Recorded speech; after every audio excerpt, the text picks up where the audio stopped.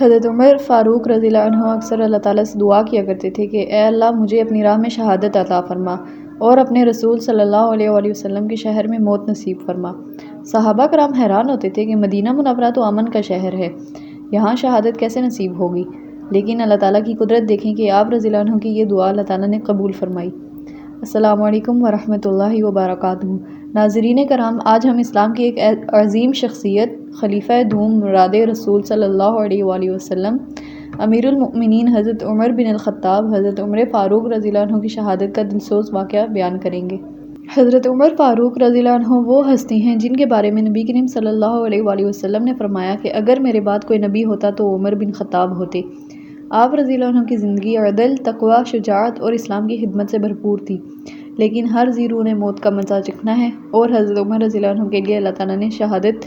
جیسا بلند مقام جو ہے وہ مقدر فرما رکھا تھا۔ شہادت سے کچھ عرصہ پہلے حضرت عمر فاروق رضی اللہ عنہ نے بعض ایسے خواب دیکھے کہ جس سے محسوس ہوتا تھا کہ اب آپ کا وقت قریب آ چکا ہے۔ ایک مرتبہ آپ رضی اللہ عنہ نے خواب دیکھا کہ ایک مرغ آپ کو چونچ مار رہا ہے، اور جب خواب کی تعبیر پوچھی گئی تو آپ رضی اللہ عنہ کو بتایا گیا کہ غالباً کوئی اجمی شخص جو ہے وہ آپ پر حملہ کرے گا۔ اجمی شخص یعنی کہ کوئی غیر عرب شخص۔ اور حضرت عمر فاروق رضی اللہ عنہ اس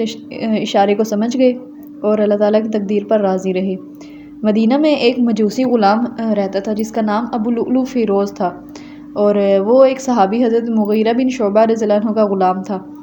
ایک دن وہ حضرت عمر رضی اللہ عنہ کے پاس آیا اور اس نے آ کر اپنی مالک کی طرف سے مقرر کردہ جو محصول یعنی کہ ٹیکس تھا،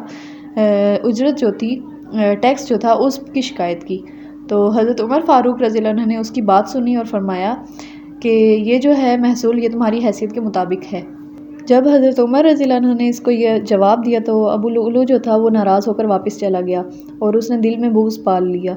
اور جاتے ہوئے اس نے ایک دھمکی آمیز انداز میں جملہ کہا حضرت عمر رضی اللہ عنہ کو۔ اس نے کیا کہا کہ میں آپ کے لیے ایک ایسی چکی بناؤں گا جس کا چرچا مشرق و مغرب میں ہوگا۔ اس کی بات سے حضرت عمر رضی اللہ عنہ سمجھ گئے کہ اس کے ارادے جو ہیں وہ اچھے نہیں ہیں، لیکن آپ رضی اللہ عنہ نے معاملہ جو ہے اللہ تعالیٰ کے سپرد کر دیا۔ یہ 26 ذو الحجہ تھا، 23 ہجری، اور صبح فجر کا وقت تھا۔ حضرت عمر رضی اللہ عنہ حسب معمول نماز کی امامت کے لیے جو ہے مسجد نبوی میں تشریف لائے فجر کی نماز کے لیے،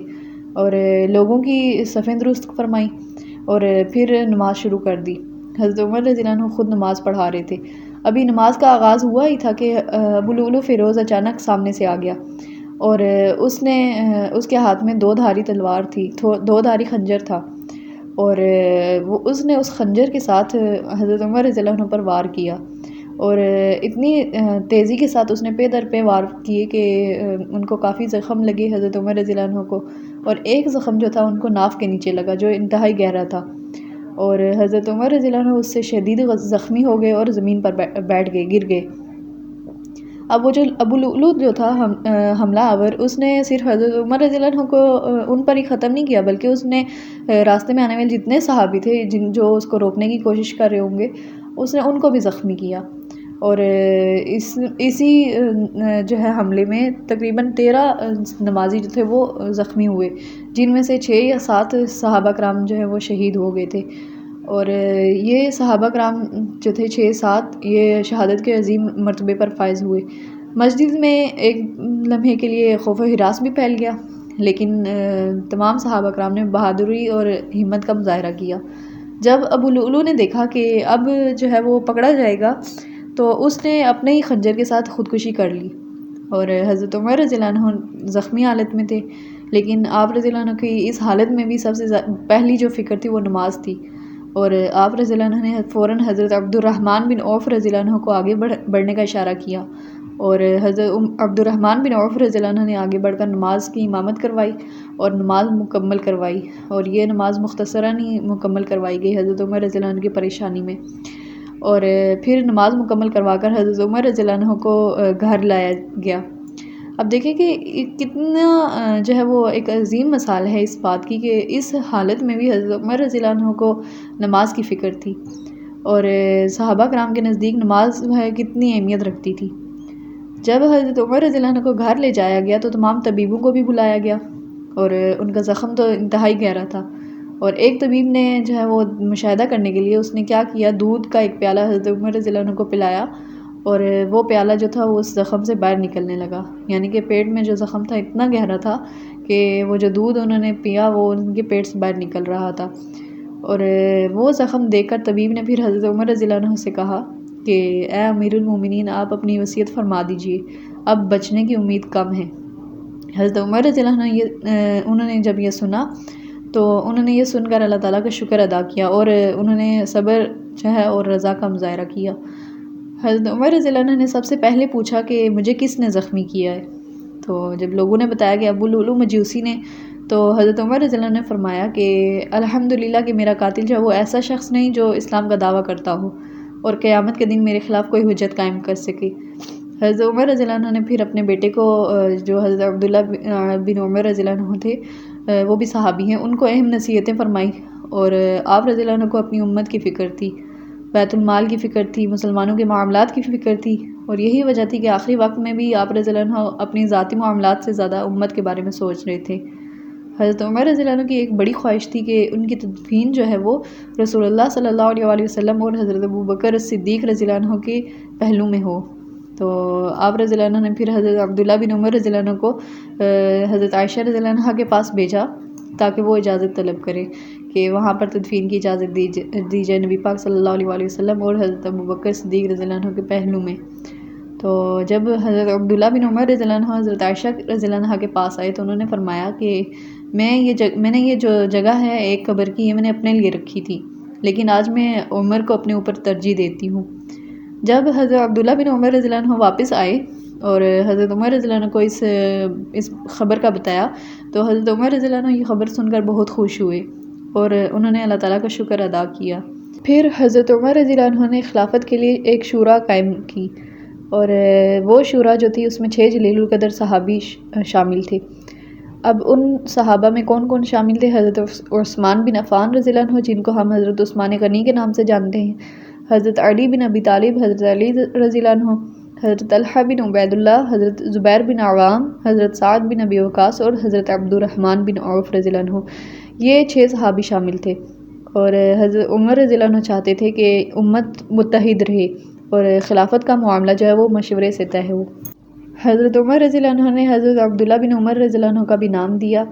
لیکن ان کا نام دے کر یہ فرمایا کہ یہ خلیفہ نہیں بنے گا، بلکہ یہ صرف انتظامی معاملات جو ہوں گے وہ دیکھے گا، اور یعنی کہ ان کو کوئی نہ کوئی کام اسائن کر دے، اور جو بھی خلیفہ ان کو کام اسائن کرے گا وہ انہوں نے کرنا ہے، اور ان کو خلیفہ نہیں بنایا جائے گا کہ تاکہ باپ کی خلافت جو ہے وہ بیٹے کو نہ ملے۔ حضرت عمر رضی اللہ عنہ کی یہ سنت دیکھیں کتنی پیاری ہے کہ انہوں نے اپنے بیٹے کا نام خلیفہ کے لیے نہیں دیا کہ تاکہ میرا بیٹا جو ہے وہ خلیفہ نہ بنے، کہ اس کو باپ کی خلافت نہ ملے۔ اگر اسی چیز کو ہم اپنے اوپر دیکھیں تو آج ہم کس مقام پر کھڑے، کہ ہم تو چاہتے ہی نہیں ہیں کہ ہمارے علاوہ کوئی اور کسی عہدے پر بیٹھ سکے، تو ہم چاہتے ہیں کہ وہ ہمارے جو عہدے ہوتے ہیں وہ ایسے ہی نسل در نسل جو منتقل ہوتے رہیں۔ آخری لمحات بھی چل رہے ہیں حضرت عمر فاروق رضی اللہ عنہ کے، لیکن اللہ تعالیٰ کو وہ مسلسل یاد کر رہے تھے، اور کبھی روتے، کبھی دعا کرتے، اور کبھی اپنی غلطیوں کو یاد کر کر اللہ تعالیٰ سے جو ہے وہ مغفرت طلب کرتے، اپنے گناہوں پہ معافی مانگتے، اور اس طرح سے اللہ تعالیٰ سے یہ دیکھیں کہ ان کا تقویٰ کس مقام پر تھا، اللہ تعالیٰ سے وہ مسلسل دعائیں کرتے جا رہے تھے۔ حالانکہ آپ رضی اللہ عنہ جو تھے وہ شخصیت تھے کہ جن کے بارے میں رسول اللہ صلی اللہ علیہ وآلہ وسلم نے بے شمار فضائل بیان فرمائے، لیکن پھر بھی آپ رضی اللہ عنہ کے دل میں اللہ تعالیٰ کا یہ خوف تھا کہ اس کی وجہ سے ان کی یہ حالت تھی کہ کبھی وہ رو رہے تھے، کبھی دعا کرتے جاتے، کبھی وہ اپنی غلطیوں کو یاد کر کے اللہ تعالیٰ سے مغفرت طلب کرتے۔ اب یکم محرم الحرام 24 ہجری اور یہ اگلے سال کا پہلا دن ہے، حضرت عمر رضی اللہ عنہ اپنے خالق حقیقی سے جا ملے۔ یوں اسلام کا عظیم سپہ سالار، عدل کا علم بردار اور امت کا مخلص رہنما شہادت کے بلند مرتبے پر فائز ہو گیا۔ حضرت عمر فاروق رضی اللہ عنہ کو رسول اللہ صلی اللہ علیہ وآلہ وسلم اور حضرت ابوبکر صدیق رضی اللہ عنہ کے پہلو میں دفن کیا گیا، اور آج بھی دنیا بھر سے آنے والی مسلمان ان عظیم ہستیوں کو سلام پیش کرتے ہیں۔ ناظرین کرام، حضرت عمر رضی اللہ عنہ کی شہادت ہمیں صبر، عدل، تقویٰ، نماز کی پابندی اور اللہ تعالیٰ کی رضا پر راضی رہنے کا درس دیتی ہے۔ اللہ تعالیٰ ہمیں حضرت عمر رضی اللہ عنہ کے نقش قدم پر چلنے کی توفیق عطا فرمائے، آمین یا رب العالمین۔ ایک آخری بات جو میں کہنا چاہوں گی کہ آج جتنے بھی فتنے کھڑے ہیں وہ ڈائریکٹ نبی پاک صلی اللہ علیہ وسلم پر اٹیک نہیں کر سکتے، ان کی سیرت پر یا ان کی سنت پر اٹیک نہیں کر سکتے، اور نہ ہی وہ قرآن پاک کو چیلنج کر سکتے ہیں، اور نہ ہی وہ ایسا انشاءاللہ کر سکیں گے۔ لیکن آج کل وہ صحابہ کرام رضی اللہ عنہم کے بارے میں مختلف طرح کی جو ہے وہ باتیں کرتے ہیں جو بالکل ان کی شخصیت کے جو ہے وہ بالکل خلاف ہیں۔ تو کوشش کرنی چاہیے جہاں بھی صحابہ کرام رضی اللہ عنہم کے بارے میں کوئی اس طرح غلط بات ہو رہی ہو تو وہاں پر فوراً اس محفل کو چھوڑ دیا جائے اور اس شخص کو وہیں پر ٹوک دیا جائے، کیونکہ نبی پاک صلی اللہ علیہ وسلم کے ہی سنت کے مطابق اگلے 30 سال تھے جو خلفائے راشدین کی حکومت تھی، تو نبی پاک صلی اللہ علیہ وسلم کے وقت جو زمانہ تھا، جیسا ان کا دور تھا، وہی دور جو تھا ان کے وفات کے بعد 30 سال تک قائم رہا، یعنی کہ حضرت علی رضی اللہ عنہ کی خلافت تک۔ تو کوشش کرنی چاہیے کہ جہاں بھی صحابہ کرام رضی اللہ عنہم کے بارے میں کوئی الٹی بات کر رہا ہو تو فوراً اس کو وہیں پر ٹوک دیں۔ جزاک اللہ خیر، آخر دعوانا ان الحمد للہ رب العالمین۔